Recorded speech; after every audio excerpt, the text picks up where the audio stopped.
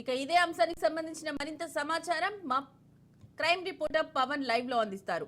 పవన్ చెప్పండి, చిక్కడపల్లిలో ఉన్న ఇంకా జరుగుతున్న విచారణ ఎంతవరకు ఎంత సమయం జరగొచ్చు, ఇంకా తీసుకెళ్లే ఆలోచనలు ఏమైనా ఉన్నాయా సంధ్యా థియేటర్ కి? అయితే ఇంకా ఇన్వెస్టిగేషన్ ప్రాసెస్ కొనసాగుతూనే ఉంది. అల్లు అర్జున్కి సంబంధించిన స్టేట్మెంట్ కూడా పోలీసులు రికార్డ్ చేస్తున్నారు.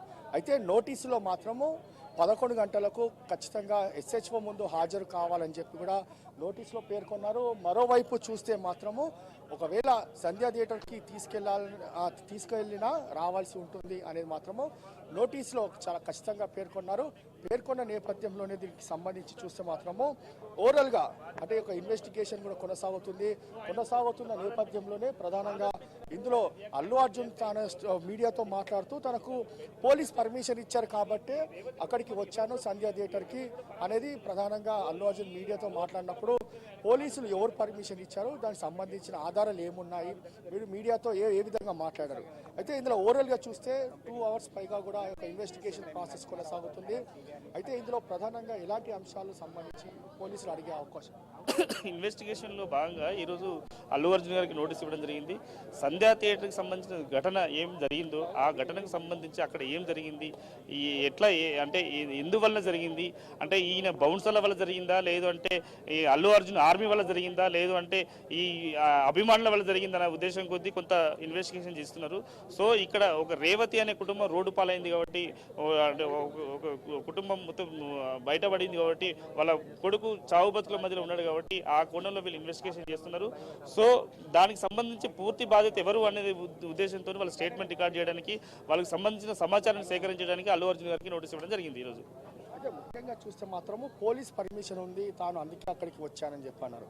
ఇందులో పోలీస్ మాత్రం పర్మిషన్ లేదని చెప్పారు. దీన్ని మనం ఏ విధంగా చూడాలి అంటే ఇక్కడ మనకు క్లియర్గా అది పబ్లిక్ డాక్యుమెంటరీ. ఎందుకంటే పోలీస్ వాళ్ళకు పర్మిషన్ పెట్టారు సంధ్యా థియేటర్ వాళ్ళు, కానీ పోలీసు వాళ్ళు రిజెక్ట్ చేసిండ్రు. ఆ విషయాన్ని వీళ్ళు గోప్యంగా ఉంచారు. ఆ విషయాన్ని వాళ్ళు ఎక్కడ బయట పెట్టట్లేదు.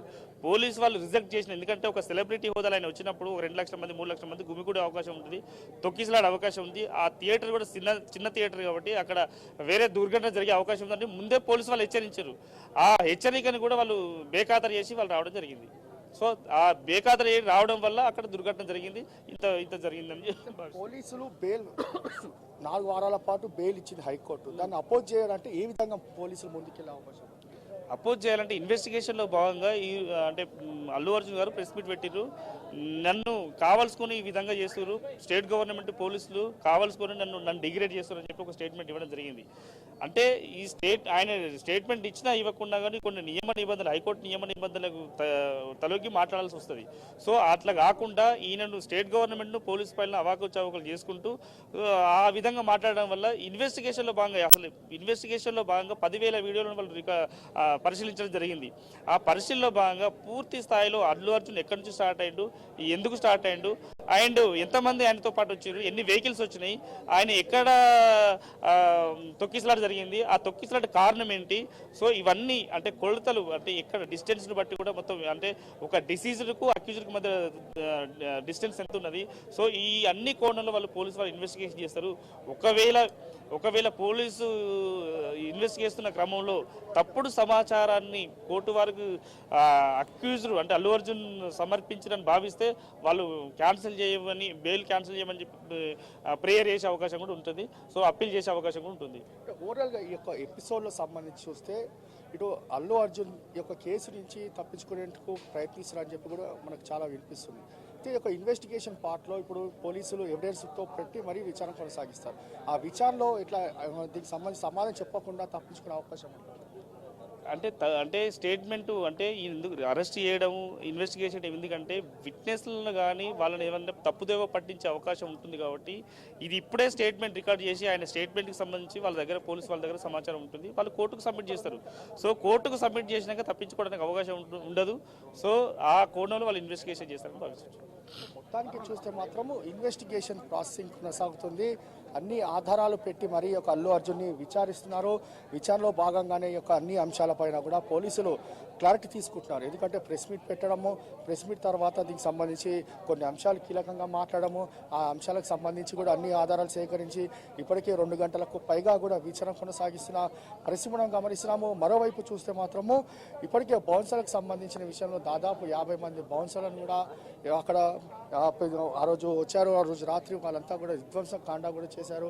ఒక్కసారిగా దీనికి సంబంధించి చూస్తే మాత్రము పూర్తిగా బౌన్సర్లకు సంబంధించి ఎవరెవరు బౌన్సర్లు ఉన్నారు వారికి సంబంధించిన డీటెయిల్స్ కావచ్చు, అంతేకాకుండా సంధ్యా థియేటర్కి వచ్చిన దాని తర్వాత మినిట్ టు మినిట్ ఏం జరిగింది అనే అంశం పైన కూడా పూర్తిగా అన్ని ఆధారాలతో సహా దీనికి సంబంధించి విచారణ కొనసాగిస్తున్నారు. విచారణలో కొన్ని అంశాలకు మాత్రము తప్పు చేసినా తప్పు చేయాలని చెప్పి తప్పించుకునేందుకు కూడా ఇప్పటికే ప్రయత్నించినా కానీ పోలీసులు మాత్రం ఎవిడెన్స్ ఉన్నాయి కాబట్టి చాలా క్లుప్తంగా దీనికి సంబంధించి విచారణ కొనసాగిస్తారు. మరోవైపు చూస్తే డీసీపీ సెంట్రల్ జోన్ ఆధ్వర్యంలోనే ఒక ఇన్వెస్టిగేషన్ కూడా కొనసాగుతుంది. ఇన్వెస్టిగేషన్ కొనసాగుతున్న నేపథ్యంలోనే అన్ని అంశాలపైన కూడా దీనికి సంబంధించి విచారణ కొనసాగిస్తారు. దాని తర్వాత ఈరోజు సంధ్యా థియేటర్కి తీసుకెళ్తారా లేదా అనేది మాత్రము ఒక ఇన్వెస్టిగేషన్ పూర్తయిన దాని తర్వాత ఒక క్లారిటీ వచ్చే అవకాశం కూడా చాలా స్పష్టంగా కనిపిస్తుంది.